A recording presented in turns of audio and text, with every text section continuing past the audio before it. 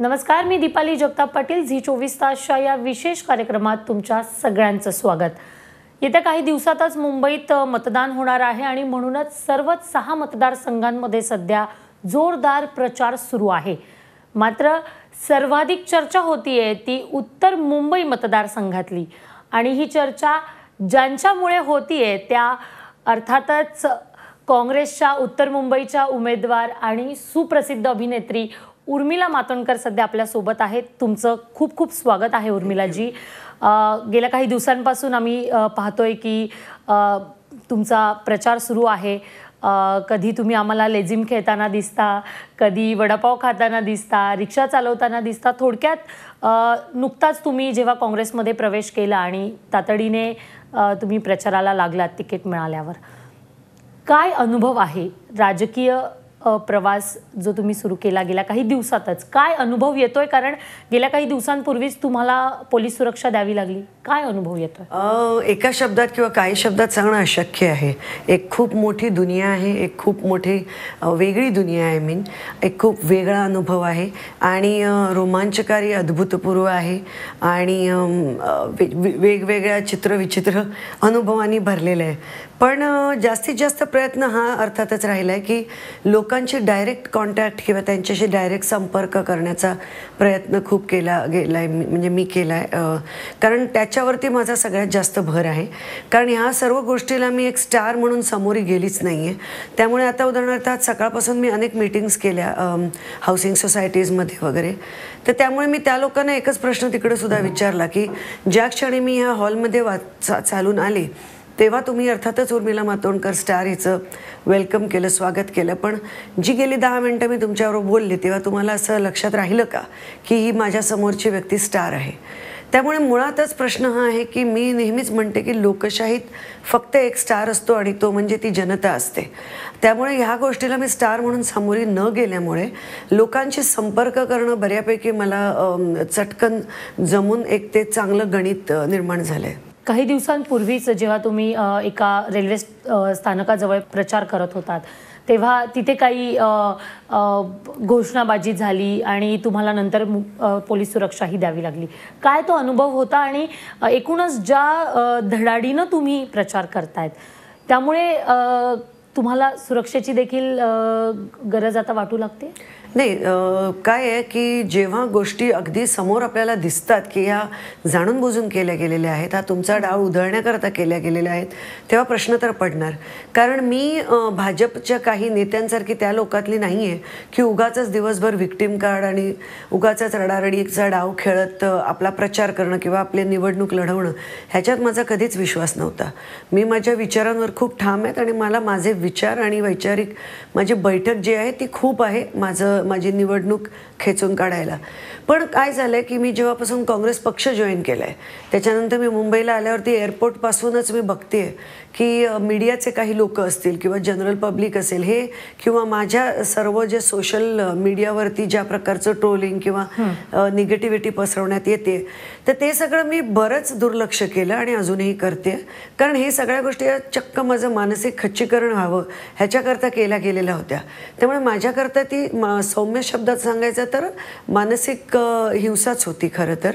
कारण का इतक्या हीन पातळीला जाऊन ही सगळे माझ्यावरती शेरेबाजी, टीकाबाजी जे काय केलं जायचं ते केलं जायचं. मागे आपण भेटलो तेव्हा माझा धर्म काय, मग माझ्या नवऱ्याचा धर्म काय, मग मी नावच बदलले का, मी हेच का तेच का, ते सगळं कमी म्हणून माझ्या आईच्या वाढदिवसाचा मी फोटो एक घातला तर त्याच्या खाली सुद्धा तुमची आई हिंदू आहे का मुस्लिम इत्यादी प्रकारचे आणि ही चांगली तुम्हाला कॉमेंट सांगितली, अत्यंत हीन प्रकारचे त्याच्याही खाली कॉमेंट्स आलेले आहेत. आणि हे अर्थातच नॉर्मल लोक नाहीत. अर्थात ज्याप्रमाणे BJPचे लोक म्हणाले की ती बोरिवली स्टेशनची मुलंसुद्धा नॉर्मल पॅसेंजर्स होते त्यानुसार ते म्हणू शकतील की अचानक देशभरात द्वेषाचा डोंब उसळला आहे आणि त्याच्यात फक्त आणि फक्त उर्मिला मातोंडकर आहेत असं म्हणू शकतील. पण हे सगळं जेव्हा आपण दुर्लक्ष करतो तर त्या दिवशी असं झालं की त्यांनी नारेबाजी सुरू केलं. बराच वेळ मी त्यांच्याकडे दुर्लक्ष केलं आणि खरं तर माझी पद्धत आहे की कोणी नारेबाजी केली तरी मी नमस्कार करून त्याला ओके म्हणते, कारण प्रत्येकाचं अभिव्यक्ती स्वातंत्र्य आहे ते, आणि मी स्वतः त्याच्यावर एवढं बोलते तर मी दुसऱ्यांचं ते दडपू इच्छित नाही. त्यानंतर मात्र त्याने भयंकर अश्लील अचकट विचकट असे हावभाव सुरू केले. आवाज वाढायला लागला, ते पुढे पुढे येऊ लागले. काहीरित्या ते सगळं प्रकरण विचित्र आणि आजूबाजूच्या महिलांना फार डिस्टर्बिंग असं व्हायला लागलं. तेव्हा काही कार्यकर्ते जेव्हा ते थांबायला गेले तेव्हा अर्थातच त्यांनी एक प्रकारचं हातापायी चालू करून ते प्रकरण सगळ्या वेगळ्या लेवलला गेलं. हे का होतंय असं वाटतं? ह्याची सरळ स्पष्ट गोष्ट सांगायची तर जेव्हा समोरची व्यक्ती कुठेतरी घाबरलेली असते, इनसिक्युअर असते, त्यांना कल्पना नसेल कदाचित की काहीतरी अशा एवढ्या मोठ्या डेप्थचं होईल, त्यावेळी कदाचित ह्या गोष्टी जाणून बुजून प्लॅन्ड केल्या जात असाव्यात. कारण का त्याच्यानंतर जेव्हा एखादी व्यक्ती त्या टीकेलाही बळी पडत नाही, त्यानंतर म्हणजे अनेक वक्तव्य तोडून मरोडून सुद्धा पेश केली, त्याच्यावरही काही होत नाही. शेवटी मग ही आता डायरेक्ट प्रकारची आहे आणि त्यावेळी आपल्याला वाटायला लागतं की हे जाऊन सगळं थांबणार आहे कुठे, आणि त्यामुळे मग आपल्याला एक पाऊल उचलायला लागतं. आणि त्यामुळे मला पोलिसांकडे जाऊन त्या सगळ्या प्रकरणाचा एक हे करावा लागला. तुम्हाला वैयक्तिक टीका जी आहे ती सुद्धा खूप सहन करावी लागते. अर्थात तुमचे पती मोहसिनजी यांच्यावरून देखील तुम्हाला फार बोललं गेलंय, काश्मीरी मुसलमान यावरून देखील फार बोललं जात आहे. कुटुंबावर त्याचा कसा परिणाम होतो आणि तुम्ही उमेदवारी मिळाल्यानंतर काय अनुभव आले या संबंधात? नाही, तेच मी सांगते की काँग्रेस पार्टी जॉईन केल्यावरतीच ही सगळी चिखलफेक सुरू झाली आहे. त्याच्यानंतर तिकीट आल्यावरती ती वेगळ्याच लेव्हलला गेली. कारण तोपर्यंत म्हणजे मला वाटलं त्यांना वाटलं असेल किंवा ज्यानंतर माझे इंटरव्ह्यूज बाहेर आले तेव्हा वगैरे माझ्या कुटुंबातले लोक सुद्धा तेवढ्याच सशक्त मनाचे आहेत, हे माझं नशीब आहे. पण अर्थातच माझ्या आईला किंवा बहिणीला या सगळ्या गोष्टींबद्दल कुठेतरी मनात भीती आहे की कारण हे लोक कुठल्याही लेवलला जाऊ शकतात, हे मी परत परत सांगते. आणि त्यामुळे ती भीती राहणार. कारण का मला वाटत नाही हो, मला नम्रपणे असं नमूद करावं असं वाटतं की मला नाही वाटत की अशी काही मोदी वेवबीव आहे. ज्या व्यक्तीने, ज्या पंतप्रधानाने भूतोना भविष्यती असं प्रकारचं मॅन्डेट मिळाल्यावरती त्याची इतकी नाशाडी केली की देशाने उच्चांक गाठले आहेत, पण फक्त वाईट गोष्टींचे.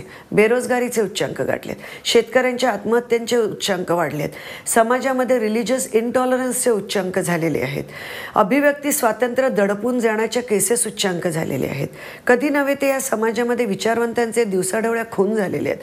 तुम्हाला खरोखर असं वाटतं का की अशा व्यक्तीच्या घोषणा करत लोक रस्त्यामध्ये उभे राहतील? तुम्हाला असं वाटतं की ते लोक ज्यांच्या घरामध्ये 1000 रुपयाचा गॅस झालाय, BSTचं भाडं त्यांचं डबल झाले, रेल्वेचं किमान भाडं डबल झाले, ज्यांना जबरदस्तीने अकाउंट उघडायला लावले आणि सगळ्या गोष्टींवरती फीज लावली आहे, तुम्ही जर बँकाकडे बघितलं तर फक्त त्याच्यावर फी नाही आहे. ह्या सगळ्याशी झुंजणारा एक जो मध्यमवर्गीय माणूस असतो, तुम्हाला असं खरंच वाटतं की त्याला वेळ आहे रस्त्यामध्ये उभं राहून ह्या घोषणा द्यायला? तुमच्या समोर आता जे भाजपचे उमेदवार आहेत गोपाळ शेट्टी, गेल्या निवडणुकीत ते सर्वाधिक मताधिक्यांनी निवडून आले होते. त्यामुळेच उत्तर मुंबईत खूप मोठं आव्हान असणार आहे विरोधकांसमोर, हे याआधीही बोललं गेलेलं आहे. आता तुम्ही बऱ्यापैकी मतदारसंघ जो आहे तो तुम्ही पिंजून काढलाय, तुम्ही फिरलेला आहे. किती आव्हान आता वाटतंय? नाही, हा मतदारसंघ आव्हानात्मक वेगळ्या कारणाने आहे, ते मी अजिबात नाकारणार नाही. कारण इकडे पूर्ण एक भारत राहतो असं वाटतं. कारण इथे खूप उत्तर भारतीय आणि बिहारी लोक आहेत, इथे खूप गुजराती आहेत, त्या सगळ्यात जास्त अर्थात मराठीही आहेत, त्याच्यानंतर ख्रिश्चन आहेत, कॅथलिक्स, त्याच्यानंतर आपले शीख कम्युनिटीचे लोक आहेत, जैन आहेत, अशा वेगळे वेगळे प्रकारचे लोक आहेत खरोखरच. त्यामुळे एकाच ह्याने जेव्हा किंवा एखाद दुसऱ्या ह्याच्यात जेव्हा असतात लोक तेव्हा ते जास्त, पण त्यामुळे काय होतंय, मुळातच समाजाचं विभागीकरण करून त्याच्यावर राजनीती खेळली जाऊ नये अशा मताची मी असल्यामुळे माझे श्रम जास्त जरी असले तरी पण एक प्रकारचे विविधतेने नटलेलं अशी कॉन्स्टिट्युएन्सी मला मिळाली आहे. पण ह्याच्यात मी हे जरूर सांगू इच्छिते की गेल्या 4.5-5 वर्षात काम ठोस असं म्हणावं असं काहीच झालेलं नाही आहे. आणि जेव्हा MP ही त्यांचाच, MLA ही त्यांचा, कॉर्पोरेटर, तेव्हा ह्या गोष्टी का नाही झाल्या? हे सगळे प्रचंड चीड लोकांच्या मनात आहे आणि ते प्रश्न आहेत त्यांच्या मनात. उर्मिलाजी, तुम्ही थेट जे आहे पंतप्रधान नरेंद्र मोदी यांच्यावर टीका यापूर्वीही केली आहे, आताही करत आहात. भाजप सरकारवर टीका होते. नुकतंच आपण जर पाहिलं तर भाजपने भोपाळमध्ये मालेगाव बॉम्बस्फोटातील ज्या आरोपी आहेत प्रज्ञा ठाकूर, त्यांना उमेदवारी दिली, ज्यावरून प्रचंड टीका होते. शिवाय नुकतंच शहीद हेमंत करकरे यांच्या विरोधात त्यांनी वादग्रस्त विधान केलेलं आहे. काय तुमची प्रतिक्रिया आहे? याच्यावर प्रतिक्रिया देण्याच्या भयंकर पल्ल्याड आहेत या गोष्टी. म्हणजे मला असं वाटतं की सगळे जे बालाकोटचं सगळं जे आहे एक सगळा तो एपिसोड किंवा 40च्या वरती जे CRPFचे जवान शहीद झाले ते वगैरे सगळे कमी पडले का की हे आता पुढे जाऊन ते करतायत? म्हणजे एका बाजूला ह्या गोष्टींवरती प्रश्न विचारणाऱ्या प्रत्येक व्यक्तीला ते देशद्रोही जेव्हा ठरवतात तेव्हा ह्या अशा व्यक्तीला तिकीट देऊन एक्झॅक्टली भाजप काय साध्य करू इच्छितं? का ते लोकांना इतके 4.5 वर्ष जे सांगतायत ते अगदीच त्यांच्या तोंडावरती मारल्यासारखं हे दाखवू इच्छित आहेत की तुम्हाला काय वाटतं याचं आम्हाला काही पडलेलं नाही, आम्ही एक हुकुमशाहीत आहोत आणि आम्ही एक हुकुमशाहीत चालवणार. आणि हे त्याचं उदाहरण आहे. हेमंत करकरे सारख्या व्यक्तीबाबत म्हणजे मला बोलतानाही त्रास होतोय की ज्यांच्याबाबत एवढा प्रत्येक एका मनामध्ये आदर आहे. आणि हा आदर तुम्ही कुठल्या भाषेचे किंवा कुठल्या जागेचे आहात, धर्माचे, जातीचे, त्याच्याशी संबंधित नाही आहे.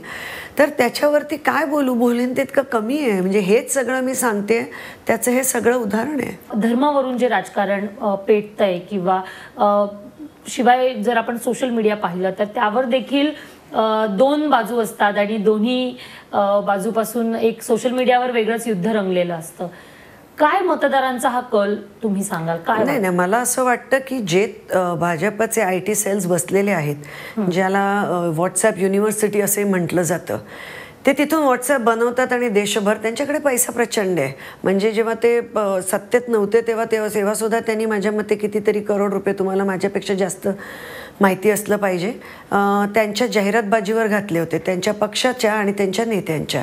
मग अर्थातच पक्षात आल्यावरती जेव्हा मला म्हणायचे की आता उदाहरणार्थ शाळेच्या फीज वाढल्यात, काल मी शिक्षकांच्या एका मीटिंगमध्ये गेले, ते शिक्षक पॉलिटिकली कुठल्याही पार्टीचे नाही आहेत, पण त्यांनी यांच्या विरुद्ध बंड सुरू करून मला पाठिंबा दिलाय, कारण त्यांचे सुद्धा पगार अर्ध्यापेक्षा जास्त कापण्यात आले. शेवटी प्रश्न हा पडतो, हा पैसा जातो कुठे? करदात्यांचा हा पैसा गेला कुठे? प्रोपोगंडा क्रिएट करणं, ब्रँडिंग स्वतःचं करणं, स्वतःची बरोबर जाहिरातबाजी करणं, ह्या सगळ्या गोष्टींवरती ह्या लोकांनी प्रचंड पैसा, वेळ आणि शक्ती घालवलेली आहे. तेवढ्याच गोष्टी जर देशाच्या विकासात घालवल्या असत्या तर ह्या प्रकारच्या म्हणजे काहीतरी वेगळ्या मुद्द्यांमध्ये, भावनिक गुंतवणुकीमध्ये लोकांना गुंतवून एक अजून पूर्ण निवडणूक लढवावी लागली नसती. तेव्हा प्रगती पुस्तकावर प्रगती दिसली असती देशाची.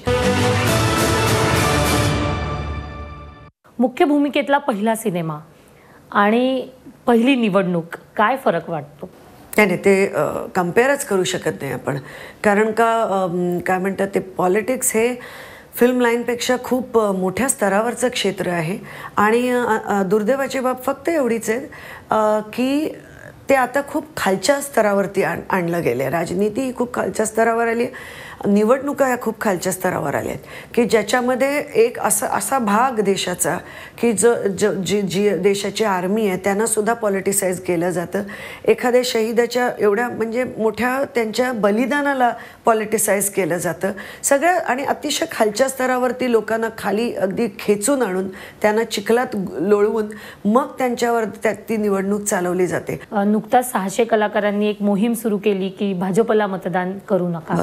काय वाटतं? आणि त्या विरोधात पुन्हा अनेक कलाकार समोर आले की आमचा भाजपला पाठिंबा आहे. तर बॉलिवूडमध्ये सुद्धा जे 2 गट सध्या दिसत आहेत, एक भाजप विरोधी आणि एक भाजप समर्थक, काय त्याबद्दल सांगाल? नाही, मला असं वाटतं की सर्वप्रथम मी ज्यांनी भाजप विरोधी ॲक्च्युली भूमिका घेतली आहे त्यांचं कौतुक करावं तेवढं कमी आहे. ह्याचं कारण असं नाही आहे की सगळ्यांनी फक्त भाजपावरती टीका करावी. याचं कारण एवढंच आहे की एवढी गळचेपी या लोकांची केली गेली आहे, ती गळचेपी घेऊनही त्याला न जुमानता त्यांनी आज स्टँड घेण्याची हिंमत दाखवली आहे. हे तेच लोक आहेत ज्यांना जरासं काहीतरी बोलल्यावर, माझ्या मुलांच्या भवितव्याचं मला भीती वाटते बोलल्यावर, हा देश सोडून निघून जा हे सांगण्यात आलं आहे. मला वाटत नाही की या देशामध्ये कोणीच कोणाला अधिकार दिला आहे की मी तुम्हाला सांगू शकते की तुम्ही देशद्रोही आहात, तुम्ही हा देश सोडून जा. हे ते लोक आहेत. बाकी भाजप करता उभे राहिलेले लोक, मी म्हणेन की त्यांना बरेच लोकांना राहावंही लागणार, कारण का त्यांच्या करिअर, त्यांची आयुष्य सगळी कुठेतरी याला लागलेली असतात. तुम्हाला तिकीट मिळाल्यानंतर तुम्ही निवडणूक लढताय, त्यानंतर कशा पद्धतीच्या प्रतिक्रिया तुम्हाला मिळत आहे किंवा सपोर्ट जो आहे किंवा जर कोणी मार्गदर्शन करत असेल तर कशा पद्धतीचं होतं? नाही, मला बऱ्याच लोकांचे अभिनंदनात्मक मेसेज आले आणि त्यांना खूप आश्चर्यही वाटलं अर्थातच, कारण मी कधी अशी विचार नव्हता केलेला त्यामुळे. पण त्याच्या व्यतिरिक्त एकदम खरं सांगायचं तर मला खरं तर दुनियेत नॉर्थ मुंबईच्या पुढे काय चाललं आहे हे सध्या माहिती नाही. कारण का हा एवढा मोठा म्हटल्याप्रमाणे प्रचंड विशाल असं हे क्षेत्र आहे आणि त्याच्यात खूप कव्हर करण्यासारखं आहे. म्हणजे फक्त काय म्हणतात ते वेगळ्या वेगळ्या प्रकारचे, म्हणजे फक्त वेगळ्या वेगळ्या भाषा आणि ह्याच्याने वेगळ्या वेगळ्या स्तरातले सुद्धा लोक आहेत. त्यामुळे ते सगळ्या स्तरातले लोक, त्या सगळ्या वेगळ्या वेगळ्या बॅकग्राऊंडचे लोक, हे सगळं कव्हर करताना त्याच्यातच सगळा वेळ जातो आहे. नुकताच काँग्रेसचा जो राष्ट्रीय चेहरा आहे प्रियांका चतुर्वेदी, ज्या काँग्रेसच्या माजी राष्ट्रीय प्रवक्त्या आहेत, त्यांनी शिवसेनेत प्रवेश केलेला आहे आणि याचं कारण त्यांनी जे सांगितलेलं आहे ते आहे की त्यांना महिला म्हणून सन्मान मिळाला नाही, त्यांच्यासोबत गैरवर्तणूक झाली. काय तुम्हाला वाटतं, तुम्ही काँग्रेसमध्ये नुकताच प्रवेश केला आहे, प्रियांका गांधी या आता सक्रिय झालेल्या आहेत काँग्रेसमध्ये, काय सांगा? मी एवढंच सांगू इच्छिते की ज्या पार्टीमध्ये अतिशय, म्हणजे फक्त काँग्रेस पार्टीला नाही तर देशाला दोन कणखर स्त्रियांची व्यक्तिमत्व दिली, अशा काँग्रेस पार्टीमध्ये मला असं वाटत नाही असं काही झालं असेल. त्या व्यक्ती म्हणजे अर्थातच माननीय इंदिराजी गांधी आणि त्याच्यानंतर सोनियाजी गांधी होत्या, ज्यांनी ना फक्त त्यांच्या पक्षाला यशाकडे नेलं पण त्याच्यानंतर एक देशाला समर्थ गव्हर्नमेंट दिलं पुढच्या 5 वर्ष आणि त्याच्यात डिलिव्हरी दिल्या लोकांना अजून अनेक. त्यामुळे मला असं खरोखरच वाटत नाही. या व्यतिरिक्त मी स्वतः माझ्या निवडणुकीत असल्यामुळे मी ह्याच्यावरती फारसं वक्तव्य करणं उचित समजत नाही की मला निवडणूकच नव्हती लढायची. मी फक्त पक्ष जॉईन केलेला आणि एक प्रकारच्या जागृतीकरणाकरता केला होता, पण ही पक्षश्रेष्ठींची भूमिका असल्यामुळे मी त्याला होकार दिला निवडणूक लढायला. त्यामुळे असं काही असेल तर तुम्ही त्यांनाच विचारा. पुन्हा मी काश्मीर प्रश्नाकडे येते. तुम्ही लग्नानंतर देखील काश्मीरमध्ये होतात, सोशल मीडियावर आम्ही ते फोटो पाहिलेत.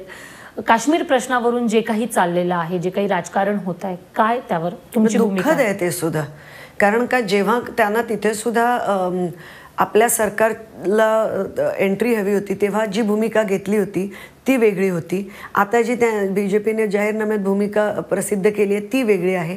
त्यामुळे कुठल्याच आपल्या वक्तव्यावर, आपल्या भाष्यावरती टिकून राहणारी अशी पार्टी नाही आहे. कारण मला वाटतं ह्या ज्या काय इतर सर्जिकल स्ट्राईक वगैरे सुद्धा वाजपेयींच्या काळामध्ये, मनमोहन सिंगांच्या काळामध्ये झाले, त्याचं असं पॉलिटिसायझिंग नव्हतं केलं गेलेलं.